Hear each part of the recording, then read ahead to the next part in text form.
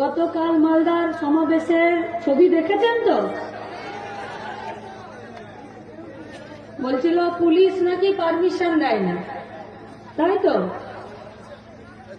আর বীরভূমে ওই একটা খেচড়ার মতো বাঘ বলে তৃণমূল আছে, একটা তৃণমূল বলে, লোকে বলে বাঘ। হ্যাঁ, তাহলে একটা আধা খেচড়া একটা বাঘ।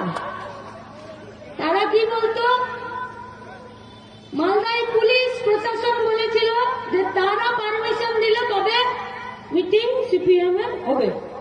আর বীরভূমে কি বলছে? আধা খেচড়া বাঘগুলো আসলে তো বাঘ নয়, সব কথা ক্যাক্সিয়া।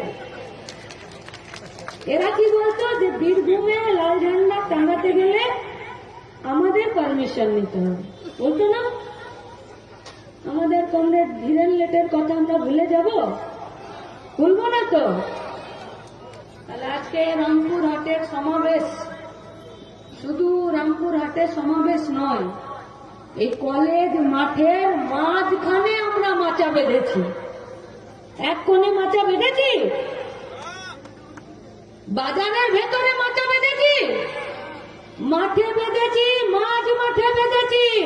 আর আধ খাচড়া বাঘদেরকে আর বাঘের বাপদেরকে বলছি, বীরভূমে লাল ঝান্ডার কারো পারমিশন নেবে না। গোটা রাজ্য জুড়ে মেহনতি মানুষ জোট বাঁধছে, যারা মাঠে কাজ করে, যারা ঘাটে কাজ করে, যারা দোকানে কাজ করে, যারা আসাতে আইসিডিএস এ কাজ করে, যারা মিউনিসিপ্যালিটির আন্ডারে ডেলি